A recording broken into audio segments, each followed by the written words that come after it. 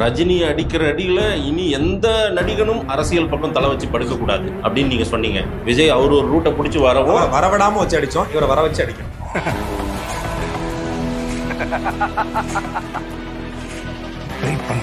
நான் நேர்ல வரேன்டா.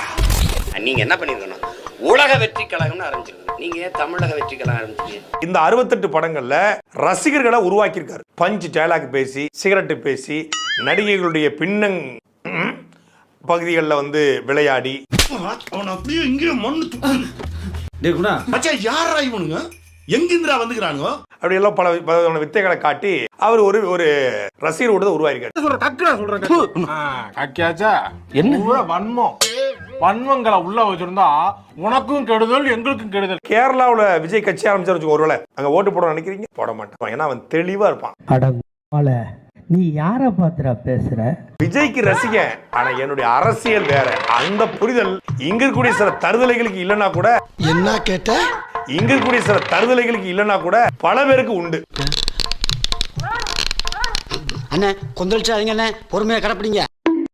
தனியா எனக்கு போர் அடிக்க போகுது, நீ வேணா கூட வாங்க. நல்லா காலப்படுத்திக்கமா, எனக்கு ஒரு என்டர்டெயின்மெண்ட் வருது, நீ போயிட்டு வா. அப்படி இப்படி ஆச்சா போச்சான்லாம் இந்த கத்துறதெல்லாம் விட்டுட்டு ஸ்பீக்கிங் டு த பாயிண்ட், டக்குன்னு பேச வந்த விஷயத்துக்கு வந்துடணும். சத்தமா பேசாமா. ஆமா சரக்கு இருக்கு.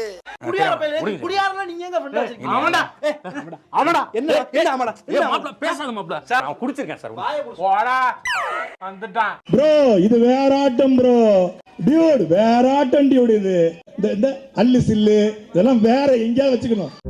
அழுகுறான். ஏய் அழுவலடா கபர், யூ கிரைட், இட்ஸ் ஓவர். நான் சீமானந்தன் கூட 2010 இருந்து பயணிக்கிறேன். அண்ணனை பல வடிவங்கள்ல பாத்திருக்கேன், ஆனா சமீபத்துல பாக்குற சீமான் வேற ஆளு. ஆளுங்க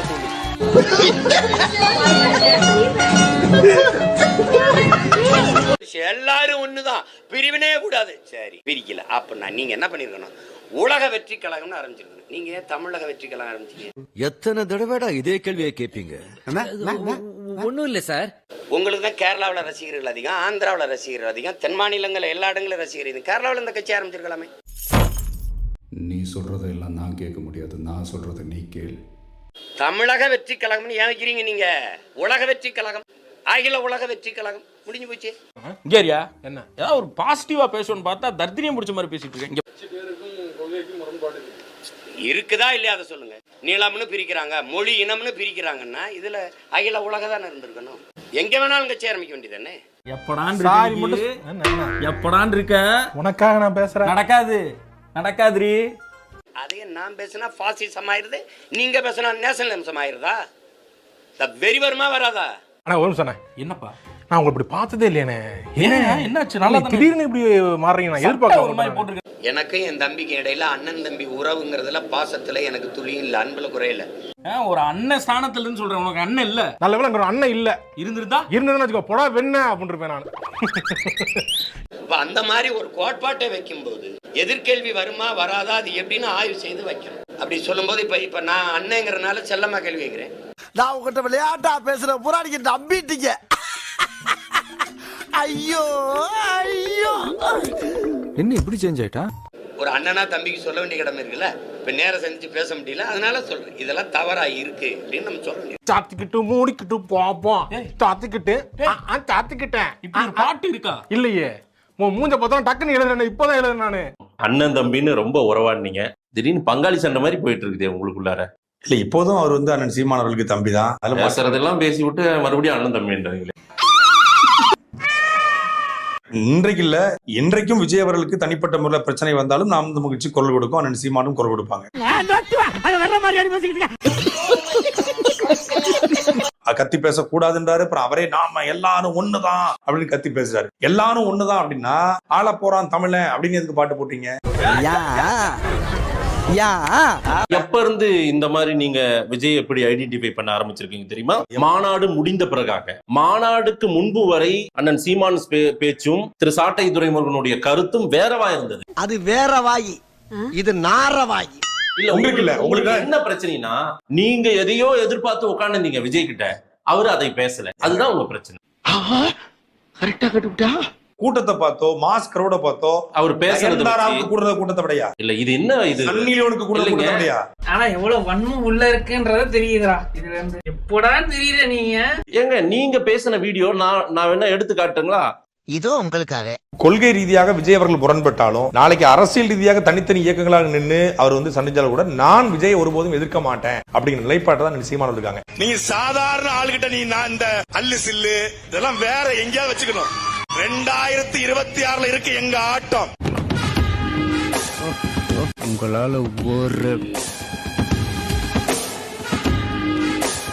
கொள்கை என்ன இல்ல சொல்லுங்க. தமிழக வெற்றி பெற்ற கொள்கை என்ன? இவ்வளவு முட்டு கொடுக்குறீங்களா சொல்லுங்க. நான் முட்டு கொடுக்கலீங்க. விட்டு கொடுக்குறீங்களா எங்களை?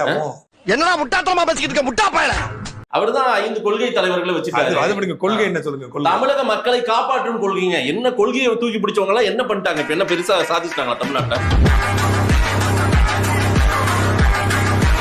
பிறப்புக்கும் எல்லா உயிர்க்கும் அப்படிங்கிற ஒரு கோட்பாட்டை முன்வைத்த வள்ளுவருக்கு அந்த மாநாட்டுல என்ன முக்கியத்துவம் இருந்தது? ஒரு அப்பன்னு வச்சுக்கேன், சாகர வரைக்கும் சைட்ல இருந்து பார்த்தா சிரிக்கிற மாதிரியே இருப்பேன். நீங்க நினைக்கிறதெல்லாம் விஜய் செய்யணும்னு நினைக்காதீங்க. நீங்க குழப்பத்துல கொண்டு வரீங்க.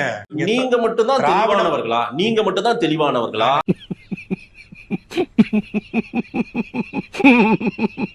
அவசரப்பட்டு உங்களுக்கு தான் வந்து இப்ப சேதாரம். என்ன சேதாரம்? ஒரு பெருங்கூட்டம் போன கூட்டம் பாதி பேர் அதுல நாம் தமிழரா கூட இருந்திருக்கலாம். இப்ப நாம் தமிழ் கட்சி மீதான அவங்களுடைய பார்வை என்பது மிக தவறான பார்வை.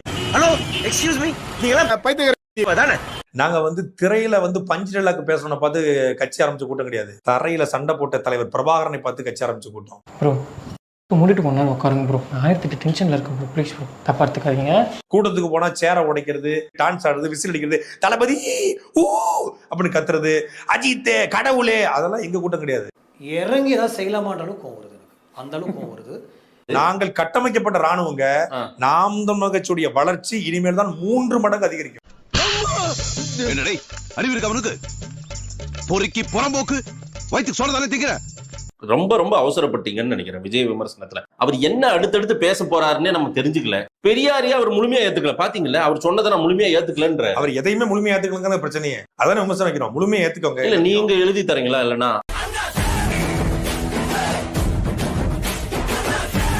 நீ அந்த பக்கம் போய் இல்ல அந்த பக்கம் போய் நடுவுல லாரி அடிச்சிரும் அப்படின்னா எங்க தம்பின்றீங்க. ஒரு ஊமைக்காக சொல்றது. அப்படியே போயிரு, ஆனா அசிங்கப்பட்டு. விஜய் 69 மட்டும் இல்ல, விஜய் 70, 71, 72, 73, 74, 75, 100 வரைக்கும் வரணுங்கிறதா எங்களுடைய. ஏன்னா உங்களுக்கு ஒரு சிக்கலா இருந்துட்டு போறாரு. ஆனா ஒரு டீ என்னடா ஒரு டீனா 9 பேர் வரீங்க, வழக்கம் போல வெளியே நின்று வாட்ச்மேன் வேலை பாருங்க போங்க. தொடர்ச்சியா படம் நடிக்கணும்னு உங்களுக்கு எதுக்கு? அதெல்லாம் அவர்தான் அரசியலுக்கு வந்துட்டாருல.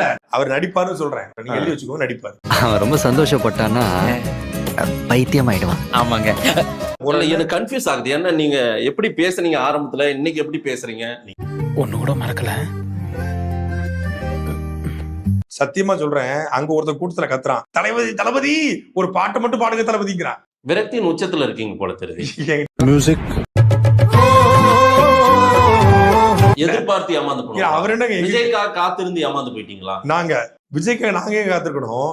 ஒரு சமதர்ம சமத்துவ கொள்கையை கையில எடுத்தப்பவே இங்க கொஞ்சம் கதறல் சத்தம் கேட்க ஆரம்பிச்சுது. ஐயோ ஏன் இப்படி வயிறு எரியுது உங்களுக்கு? இந்த நாயெல்லாம் பாம்பே போனா அங்கே செட்டில் ஆக கூடாதா? விஜய் அவர்கள் வந்து கட்சி ஆரம்பிக்கும் போது ஒரு நம்பிக்கையான ஒரு தூய கரமா இருக்கு. ஒரு தூய்மையான கரங்களோடு நம்ம ஒன்று சேரல தப்பு இல்லை அப்படின்னு சொல்லி சீமானவர்கள் முடிவெடுத்தது உண்மைதான். எப்படி நம்ம நீங்க இவ்வளவு கணக்கு போட்டுருக்கீங்களே, ஏகப்பட்டதா கணக்கு போட்டு வச்சிருந்தீங்க போல. இன்னொன்னு, அந்த மாநாட்டுல பேசினதுல 4-5 இடங்கள்ல சீமானவர்கள் தான் அவர் நேரடியா தாக்குறாரு. அட பாவி, லேசா கையில உரசுனதுக்கு ஏன்டா இவ்வளவு கோவம் வருது உனக்கு? தெரியல, எரிச்சலாவே இருக்கு எனக்கு. என்னமோ நாள் முழுக்க எரிச்சலா இருக்கு. ரொம்ப சொற்பமான தொகையில ஒரு பிரம்மாண்டமான கூட்டத்தை நடத்த முடியும்னா அது நாம் தமிழ் கட்சி மட்டும்தான். 40 கோடியில நாங்க மாநாடு போடல. 40 கோடி தான் நாங்க 40 மாநாடு போட்டிருப்போம். உன் அப்பா விட்டு சொத்தா? என் பணம், என் காசு, என் பைசா, என் டப்பு. உனக்கு என்ன? சினிமால நடிச்சதை மட்டுமே புகழ் வெளிச்சமா கொண்டு எந்த விதமான இலக்கும் இல்லாமல் வரக்கூடியவர்களுக்கு கடைசி பாடமாக விஜயகாந்த் இருப்பார் நினைச்சோம். விஜய் இருப்பார்னு இப்ப தெரிய வருது. அங்க வந்து தண்ணி அடிக்கிறது, இந்த ஏரியால குரல் கொடுக்கறது, இந்த பயாஸ்கோப்ல வேற எங்கேயா காட்டு. பல பேருக்கு உண்டு. நீங்க சிங்கிளா இல்ல மிங்கிளா மெண்டல்